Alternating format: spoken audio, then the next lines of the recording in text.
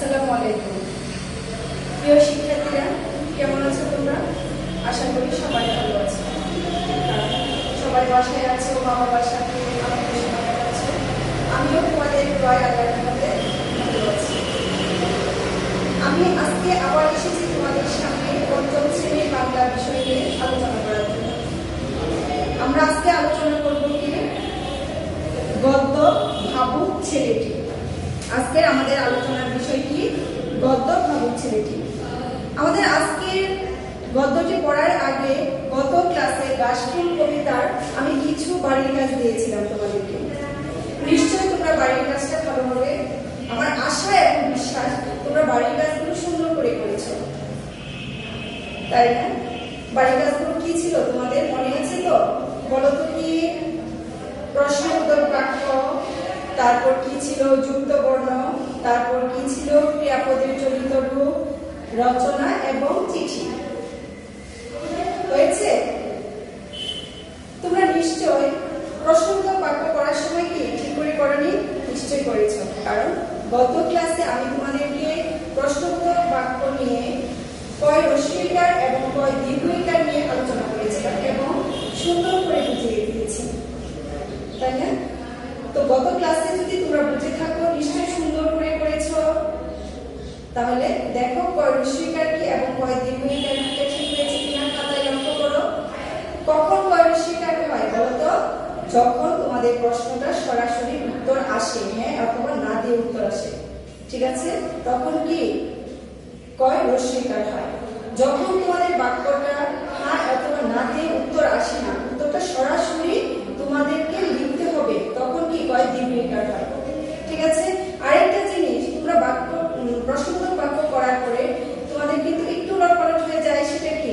প্রশ্ন করার পরে প্রশ্নোত্তর চিহ্নটা দিতে ভুলে যাও, ঠিক আছে? এটা কিন্তু ভুলবে না। প্রশ্নোত্তর বাক্যের শেষে যদি তুমি প্রশ্নবোধক চিহ্নটাই না দাও, সেক্ষেত্রে তোমার পুরো বাক্যটাই কিন্তু কাটা যাবে, একটা নাম্বারই চলে যাবে, সেটা কিন্তু খেয়াল করে দিবে, ঠিক আছে? প্রশ্ন করলে তো প্রশ্নবোধক চিহ্ন তো দিতে হবে না, ওইখানে যদি তুমি দাড়ি দাও কমা দাও তাহলে কিন্তু হবে না। তারপর কি ছিল বলো? যুক্ত বর্ণ। আমি যুক্ত বর্ণের সংজ্ঞাটাও সুন্দর করে তোমাদেরকে বুঝিয়ে দিয়েছিলাম, নিশ্চয় করেছো। তারপরে কি আসবে? রচনা। রচনা করার সময়, লেখার সময় তোমরা দেখবে রচনাতে কিন্তু সংকেত দেওয়া থাকে। সংকেত অনুযায়ী তোমাদেরকে 200 শব্দের মধ্যে খাতায় লিখতে হবে। 200 শব্দের কম লিখবে না, কারণ 200 শব্দের তোমাদের পরীক্ষা তো দেওয়াই থাকে 200 শব্দের মধ্যে লিখো। তাহলে সেখানে যদি তোমার শব্দগুলো কমে যায় তাহলে কি হলো? না, 200 শব্দের মধ্যে আনসার করবে। তারপরে দেখো কি? চিঠি। চিঠিতে কিন্তু তোমার কয়টি অংশ থাকে? চিঠির 6টি অংশ। 6টি অংশ ঠিক রেখে তুমি তোমার বন্ধুর কাছে যে কোনো ধরনের কথা লিখতে পারবে, শুধু যে বিষয় লিখতে আসবে সেই বিষয়গুলো ঠিক রেখে, ঠিক আছে? আমি বোঝাতে পেরেছি প্রিয় শিক্ষার্থীরা? তাহলে যদি বুঝে থাকো সেটা হলো, এখন আমরা কি করব? আমাদের আজকের পাঠে চলে যাব। আমরা আজকে কি করব? গদ্য ভাবুক ছেলেটি। বইটা হলো তোমাদের বইয়ের, দেখো তোমাদের বইয়ের 85 পৃষ্ঠা, ভাবুক ছেলেটি গল্প। সেই ভাবুক ছেলেটি গল্পটি পড়ার আগে দেখো আমি তোমাদেরকে কিছু বিষয়, এই গদ্যটি থেকে যে বিষয়গুলো আমাদের পড়তে হবে সেই বিষয়গুলো তোমরা বইয়ের এক পাশে কিংবা খাতায় তুলে নিতে পারো। তাহলে কি হবে? গদ্যটি থেকে আমরা কি কি পড়ব সেই বিষয়গুলো আমাদের মনে থাকবে, ভুলবে না যে এই বিষয়গুলো আমাদের পড়তেই হবে। দেখো কি পড়বো? সিন। সিনটা কি বইয়ের? এটা তো অবশ্যই চেনা সিন না। তারপরে দেখো কি পড়বো? শব্দের অর্থ, তারপর প্রশ্ন উত্তর, বিরাম চিহ্ন, প্রশ্নবোধক বাক্য, এক কথায় প্রকাশ, বিপরীত শব্দ, সমার্থক শব্দ, যুক্ত বর্ণ, ক্রিয়াপদের চলিত রূপ, রচনা এবং চিঠি। এই গদ্যটি থেকে আমাদের এই বিষয়গুলো অবশ্যই পড়তে হবে। তাহলে আমরা পড়ি ভাবুক ছেলেটি। ভাবুক ছেলেটি গদ্যটি চিন্তা করতে পারো যে ভাবুক ছেলেটি এটা কি গল্প? আসলে ভাবুক ছেলেটিকে নিয়ে এই গদ্যটি লেখা হয়েছে। এই গদ্যটি ভাবুক ছেলেটি হচ্ছে আমাদের স্যার জগদীশ চন্দ্র বসু, তাকে নিয়ে আমাদের সম্পূর্ণ গল্প, ঠিক আছে? তো ভাবুক ছেলে গল্পটিতে আসলে এই ভাবুক ছেলেটি কে সেটা জানার বিষয়। ভাবুক ছেলেটি হচ্ছে বিজ্ঞানী স্যার জগদীশ চন্দ্র বসু। বিজ্ঞানী স্যার জগদীশ চন্দ্র বসু আমাদের বাঙালির গৌরব, বাংলার গৌরব। ঠিক আছে, তিনি একজন বিশ্বখ্যাত বিজ্ঞানী। এই মহান বিজ্ঞানী 1858 সালে 30 নভেম্বর ময়মনসিংহে জন্মগ্রহণ করেন। তার বাবার বাড়ি কোথায়? বিক্রমপুরের রানীখাল গ্রামে। ময়মনসিংহে স্কুল শিক্ষার ধাপ শেষ করে তিনি কলকাতায় ভর্তি হন। শিক্ষা জীবনের কৃতিত্বের ধারা অব্যাহত রেখে তিনি 1878 সালে FA পাশ করেন। তারপর বিজ্ঞান শাখায় BS পাশ করে তিনি বিলেতে যান ডাক্তারি পড়ার জন্য। 1 বছর ডাক্তারি পড়ার পর 1881 সালে তিনি ক্যামব্রিজ বিশ্ববিদ্যালয়ে যান এবং সেখান থেকে উচ্চশিক্ষা লাভ করেন। পরবর্তীতে দেশে ফিরে তিনি কলকাতার প্রেসিডেন্সি কলেজে কি করেছিলেন? পদার্থ বিজ্ঞানের অধ্যাপক পদে যোগ দিয়েছিলেন। এখান থেকে তিনি হয়ে ওঠেন কি? বিজ্ঞানী জগদীশ চন্দ্র বসু। তিনি নানা বিষয়ে গবেষণা করেছেন, তবে সবচেয়ে বেশি পরিচিতি লাভ করেছিলেন গাছেরও প্রাণ আছে এই সত্যটি প্রমাণ করে। এছাড়া তিনি অতি ক্ষুদ্র তরঙ্গ সৃষ্টি আবিষ্কার করেন।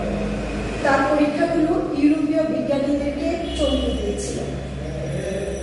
তাহলে বুঝো কত বড় বিজ্ঞানী। দেশের প্রতি তার ভালোবাসা ছিল অপরিসীম। তিনি বিলেতে অধ্যাপনার আমন্ত্রণ পেয়েও দেশের ভালোবাসার জন্য সেখানে তিনি ছুটে যান। তার লেখা নিরুদ্দেশের কাহিনী বাংলা ভাষায় লেখা প্রথম বৈজ্ঞানিক কল্পকাহিনী। 1915 সালে ব্রিটিশ সরকার তাকে নাইট উপাধি দেয়। তখন থেকে তার নামের পূর্বে স্যার যুক্ত হয়। এই জগদীশ চন্দ্র বসু অধ্যাপনা থেকে অবসর গ্রহণ করার সময় তিনি কি করেছিলেন? বিজ্ঞানী জগদীশ চন্দ্র মন্দির প্রতিষ্ঠা করেন। মৃত্যুর আগ পর্যন্ত তিনি সেই মন্দিরের গবেষণার কাজ চালিয়ে যান। আমাদের জগদীশ চন্দ্র বসু 1937 সালের 23 নভেম্বর মৃত্যুবরণ করেন। তাহলে দেখো আমরা কি বুঝলাম এটি থেকে? কাকে নিয়ে লেখা এই ভাবুক ছেলেটি? বিজ্ঞানী স্যার জগদীশ চন্দ্র বসু। তাহলে আমরা কি বুঝলাম? আমি মূল কথাগুলো তোমাদেরকে এখান থেকে একটু আলোচনা করে দিয়েছি। তোমরা এই গদ্যটি সুন্দর করে আগে রিডিংটা বারবার করে পড়বে, পড়ে বুঝে শব্দের অর্থ বুঝে সুন্দর করে খাতায় লিখবে। তাহলে আমাদেরকে এখানে কি করা হলো? গল্পটির মূল ভাবটা, মূল কথা যেটুকু আমি আলোচনা করেছি। আমাদের কি গেল এখানে? সিনটা গেল। বুঝতে পেরেছ? পরে দেখো কি আমরা এখন কি করব? শব্দের অর্থ। সিন করেছি, এখন আমরা কি করব? শব্দের অর্থ। শব্দের অর্থগুলো দেখো। অনুশীলনী শব্দের অর্থ আছে। অনুশীলনী শব্দের পাশাপাশি তোমরা মূল বইয়ে যে গল্প থেকে যে ভিতর থেকে শব্দের অর্থ সেগুলো কিন্তু তোমাদের পড়তে হবে, কারণ অনুশীলনী শব্দের অর্থ কিন্তু পরীক্ষায় আসে না। কি করতে হয়? বইয়ের যে গল্পের শব্দের অর্থগুলো কি বুঝতে হবে, ওইখান থেকে মূলত আসে। দেখো আমি লিখে দিয়েছি, খাতা খুলো, খুলে শব্দের অর্থগুলো উঠাও। পর্যবেক্ষণ, কোনো কিছু বা প্রাকৃতিক ঘটনা খেয়াল করে দেখা বা নিরীক্ষণ। পাণ্ডিত্যপূর্ণ, জ্ঞান ও অভিজ্ঞতাপূর্ণ। বিজয় স্তম্ভ, কোনো কিছু জয় করার পরে যে স্তম্ভ নির্মাণ করে বিজয় ঘোষণা করা হয়। তারপর দেখো গিরিডি, ভারতের ঝাড়খণ্ড রাজ্যে অবস্থিত। তারপর কল্পকাহিনী, যে কাহিনী কল্পনা করে লেখা হয়। বৈজ্ঞানিক কল্পকাহিনী, এক প্রকার কল্পকাহিনী আছে যা বিজ্ঞানকে প্রদান করে লেখা হয়। প্রবেশিকা, আজকের মাধ্যমিক স্কুল সার্টিফিকেট পরীক্ষা। অধ্যাপক, যিনি অধ্যাপনা করেন। অস্থায়ী মানে যা স্থায়ী নয়। পরিশোধ, মিটিয়ে দেওয়া বা শোধ করা। বকেয়া, দেওয়া হয়নি এমন। মূল্যবান, মূল্য আছে এমন। বেতার, তারবিহীন বা রেডিও। টেলিভিশন, দূরদর্শন যন্ত্র। প্রয়োগ, ব্যবহার। বিজ্ঞানী, এক বা একাধিক বিজ্ঞান শাস্ত্রের জ্ঞানী। ঠিক আছে শিক্ষার্থী বন্ধুরা, এরপরে আরো অনেক শব্দের অর্থগুলো আছে, তোমরা একটু খেয়াল করে বইয়ে দেখি। বুঝতে পেরেছ? তাহলে আমাদের কি গেল? শব্দের অর্থ। পরে আসো প্রশ্ন উত্তর। প্রশ্নের উত্তরে দেখো তোমাদের বইয়ে বইটা খুলে দেখো তোমাদের 89 পৃষ্ঠা 3 নম্বর প্রশ্ন উত্তরগুলো আমি সংক্ষিপ্ত করে বলে দিচ্ছি, পরীক্ষায় যেভাবে আসবে তোমরা সেভাবে উত্তর লিখবে। বাবুক ছেলেটি আসলে কে? এই বাবুক ছেলেটি হচ্ছে স্যার জগদীশ চন্দ্র বসু। তিনি ছোটবেলায় কি কি নিয়ে ভাবতেন? পরীক্ষায় আসতে পারে তিনি ছোটবেলায় কি কি নিয়ে ভাবতেন, কেন ভাবতেন তা ব্যাখ্যা করো। এখানে আছে তিনি ছোটবেলায় কি কি নিয়ে ভাবতেন। তিনি ছোটবেলায় ভাবতেন গাছ কাটলে কেন ব্যথা পায়, কেন বাজ পড়ে, কেন বিদ্যুৎ চমকায়, এসব নিয়ে তিনি ভাবতেন। তিনি কবে কোথা থেকে কৃতিত্বের সঙ্গে প্রবেশিকা পরীক্ষায় উত্তীর্ণ হয়েছিলেন? তিনি সেন্ট জেভিয়ার স্কুল থেকে 1874 সালে কৃতিত্বের সঙ্গে প্রবেশিকা পরীক্ষায় উত্তীর্ণ হয়েছিলেন। কখন থেকে তিনি বিজ্ঞানী জগদীশ চন্দ্র বসু হয়ে ওঠেন? কখন থেকে? 1885 সালে তিনি কি করেছিলেন?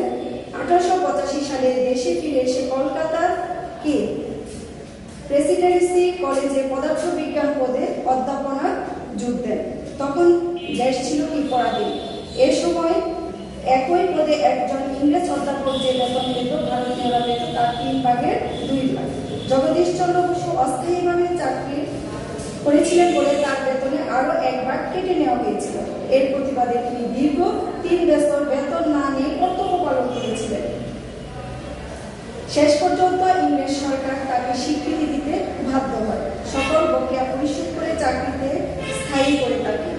তখন থেকে তিনি বিজ্ঞানী জগদীশ চন্দ্র বসু হয়ে ওঠেন। বুঝতে পেরেছ? তারপরে দেখো আরেকটা প্রশ্ন, কোন সত্য প্রমাণ করে তিনি বেশি পরিচিতি লাভ করেন? কোন সত্য? গাছেরও প্রাণ আছে, এই সত্যটি প্রমাণ করে তিনি বেশি পরিচিতি লাভ করেন। তার বক্তৃতার সফলতা সবচেয়ে বেশি ছিল কোন বিষয়ে? কোন বিষয়ে? বিদ্যুৎ রশ্মির সমাবর্তন বিষয়ে। আরেকটা প্রশ্ন দেখো, বিজ্ঞান চর্চা ও শিক্ষার ক্ষেত্রে তার সফলতাকে কোন নাম করা বিজ্ঞানীদের সঙ্গে তুলনা করা হয়েছিল? কোন বিজ্ঞানী? বিজ্ঞানী গ্যালিলিও ও নিউটনের সঙ্গে। পলাতক তুফান নামে লেখাটির আগে কি নাম ছিল? তার কোন বইয়ে এটি ছাপা হয়? পলাতক তুফান নামে লেখাটি আগে কি ছিল? নিরুদ্দেশের কাহিনী। এটি পরে অব্যক্ত বইয়ে ছাপা হয়েছিল। তারপর দেখো, অধ্যাপনা থেকে অবসর গ্রহণের পর তিনি কি প্রতিষ্ঠা করেন? তিনি কি প্রতিষ্ঠা করেছিলেন? জগদীশ চন্দ্র বিজ্ঞান মন্দির। আরেকটা প্রশ্ন, তার প্রতিটি আবিষ্কার বিজ্ঞান জগতের এক একটি হৃদয়স্তম্ভ, এমন কথা কোন বিজ্ঞানী, বিখ্যাত বিজ্ঞানী বলেছিলেন? এমন কথা কে বিজ্ঞানী বলেছিলেন? প্রথম বিজ্ঞানী বলেছিলেন আইনস্টাইন। ঠিক আছে প্রিয় শিক্ষার্থী, আমি তোমাদেরকে অনুশীলনী প্রশ্ন উত্তরগুলো এখানে একটু আলোচনা করে দিয়েছি। তারপর এই বইয়ের দিকে একটু তাকিয়ে দেখো, আমি অতিরিক্ত কিছু প্রশ্ন তোমাদেরকে দিয়েছি, তোমরা এগুলো খাতায় উঠাবে, কারণ এগুলো আমি তোমাদেরকে বাড়ির কাজ দিব। ঠিক আছে? আর মনে রাখবে বইয়ের ভিতর থেকে কিন্তু প্রশ্ন উত্তর আসবে, অনুশীলনী থেকেও আসবে, বইয়ের ভিতর থেকেও আসবে। সেজন্য আমি এখানে কিছু প্রশ্ন লিখে দিয়েছি, তোমরা সেগুলো উঠিয়ে নাও, উঠিয়ে বাড়ির কাজ করার জন্য সুন্দর করে উত্তরগুলো লিখে রাখবে। প্রশ্ন 1, স্যার জগদীশ চন্দ্র বসুকে কারা নায়ক উপাধি দেয়? 2, জগদীশ চন্দ্র বসুর কর্মজীবন সম্পর্কে 4টি বাক্য লিখো। আমি আবার বলছি, জগদীশ চন্দ্র বসুর কর্মজীবন সম্পর্কে 4টি বাক্য লিখো। 3, জগদীশ চন্দ্র বসু কোথায় এবং কত সালে মৃত্যুবরণ করেন? প্রশ্ন 4, কত সালে জগদীশ চন্দ্র বসু দেশে ফিরে আসেন? কেন আসেন? শেষ পর্যন্ত ইংরেজ সরকার তাকে কি করেছিলেন? 4টি বাক্য লিখো। প্রশ্ন 6, কখন থেকে তিনি বিজ্ঞানী জগদীশ চন্দ্র বসু হয়ে ওঠেন? 4টি বাক্য লিখো। প্রশ্ন 7, গাছেরও প্রাণ আছে এই শব্দটি কে প্রমাণ করেন? তিনি কোন বিষয়ে মিল দেখিয়েছেন? তারপরে দেখো এখানে প্রশ্ন 8, জগদীশ চন্দ্র বসু কত সালে অতি ক্ষুদ্র তরঙ্গ সৃষ্টি আবিষ্কার করেন? এর 3টি প্রয়োগ লেখো। প্রশ্ন 9, জগদীশ চন্দ্র বসুকে বিলেতে অধ্যাপনার আমন্ত্রণ জানানোর কারণ কি? 4টি বাক্য লিখো। ঠিক আছে? প্রশ্ন 10, জগদীশ চন্দ্র বসুর মূল পরিচয় কি? তার 3টি অবদান লেখো। ঠিক আছে শিক্ষার্থী বন্ধুরা, তোমরা সবাই খাতায় তুলেছো নিশ্চয় প্রশ্নগুলো উঠিয়েছো? হ্যাঁ। তারপর দেখো আমরা এখন কি করবো, আমাদের প্রশ্ন উত্তরগুলো শেষ হয়েছে। তারপর আমরা বলবো বিরাম চিহ্ন। তোমাদেরকে আমি অনেকবার বিরাম চিহ্নগুলো কি বইয়ে দাগিয়ে দিয়েছিলাম, বিরাম চিহ্নগুলো বিভিন্ন ভাবে বুঝিয়েছি, কিন্তু আজকে আবারও আমি তোমাদেরকে বিরাম চিহ্নের সংজ্ঞাটা লিখে দিয়েছি। বিরাম চিহ্ন করতে গেলে বিরাম চিহ্নটা কি, কোথায়, কখন, কিভাবে বসে সেটা তো জানতে হবে, তাই না? তো দেখো বিরাম চিহ্নটা। বিরাম চিহ্ন কি? বিরাম শব্দের অর্থ বিশ্রাম। আমরা কথা বলার সময় আমাদের যেমন থামতে হয়, তেমনি লেখার সময় থামার প্রয়োজন রয়েছে। অর্থ ভালোভাবে বোঝার জন্য বাক্যের বিভিন্ন অংশ যেভাবে বিরতি দিতে হয় এবং লেখার সময় বাক্যের মধ্যে তা দেখানোর জন্য যেসব সাংকেতিক চিহ্ন ব্যবহার করা হয় তাকে কি বলে? বিরাম চিহ্ন বা জ্যোতি চিহ্ন। আমি আবার বলছি, দেখো বিরাম চিহ্ন। বিরাম মানে কি? বিশ্রাম। ঠিক আছে, বিরাম শব্দের অর্থটাই হচ্ছে বিশ্রাম। কথা বলার সময় আমাদের যখন থামতে হয়, তেমনি লেখার সময় থামার প্রয়োজন রয়েছে। তুমি কি একটা লাইন লিখতে পারবে? তাহলে তো কোনো কথাই বোঝা যাবে, সমানে লিখে যাবে, সমানে কথা বলবে, থেমে থেমে তো করতে হবে, তাই থামতে হয়। তেমনি লেখার সময় থামার প্রয়োজন রয়েছে। অর্থ ভালোভাবে বোঝানোর জন্য বাক্যের বিভিন্ন অংশ যেভাবে বিরতি দিতে হয় এবং লেখার সময় বাক্যের মধ্যে তা বোঝানোর জন্য যেসব সাংকেতিক চিহ্ন ব্যবহার করা হয় তাকে কি বলা হয়? বিরাম চিহ্ন বা জ্যোতি চিহ্ন। বুঝতে পেরেছ প্রিয় শিক্ষার্থীরা? এখন দেখো, আমি তোমাদেরকে ক্লাসেও অনেকবার বিরাম চিহ্ন বইয়ে দাগিয়ে দিয়েছি, আজকে আবার কয়েকটা দিচ্ছি, তোমরা একটু বইটা খুলো। দেখো তোমাদের বইয়ের 85 পৃষ্ঠায়, বই খুলেছে, কলম হাতে নাও। দেখো জ্যোতি 1, পড়াশোনায় সে ভালো, এখান থেকে আকাশে মেঘ ডাকে। জ্যোতি 1, দাগিয়েছ? হ্যাঁ। তারপরে দেখো আচ্ছা বাবা গাছ বেড়ে গেলে, এখান থেকে জবাব দেওয়ার চেষ্টা করে পর্যন্ত। জ্যোতি 2। তারপরে দেখো জগদীশচন্দ্র বসু নানা বিষয়ে গবেষণা করেছেন, এখান থেকে অনেক মিল আছে। জ্যোতি 3। তারপরে দেখো কোন তার ছাড়া তরঙ্গ এক স্থান থেকে, এখান থেকে মহাকাশ যোগাযোগের ক্ষেত্রে। জ্যোতি 4। এগুলো জ্যোতি চিহ্ন। আমি কয়েকটা দিয়েছি, তারপর আবার অন্য ক্লাসে আলোচনা করে দেব। অন্য গদ্যে আলোচনা জ্যোতি চিহ্নগুলো আসবো, সেগুলো আমি তোমাদেরকে দাগিয়ে দেব। তাহলে আমাদেরকে কি পড়া হয়েছে? জ্যোতি চিহ্ন শেষ হলো। সুপ্রিয় শিক্ষার্থীরা, দেখো আমরা আজকে কি কি পড়েছি? সিন পড়েছি, গল্পটি, ঠিক আছে। তারপরে শব্দের অর্থ, প্রশ্নের উত্তর এবং বিরাম চিহ্ন শেষ হয়েছে আমাদের। তাহলে খাতাগুলো আগামী ক্লাসে আমি তোমাদেরকে কিছু বাড়ির কাজ লিখে দিচ্ছি, সেগুলো তোমরা কি করবা? বাড়ির কাজগুলো করে আমাকে দেখাতে হবে। বাড়ির কাজগুলো লিখো, কি কি বাড়ির কাজ?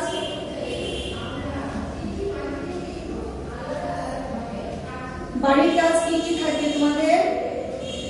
শব্দের অর্থ,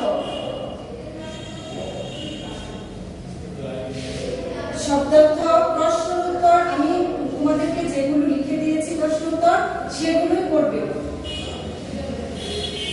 তারপরে তোমরা কি করবে? সংজ্ঞা সহ বিরাম চিহ্ন।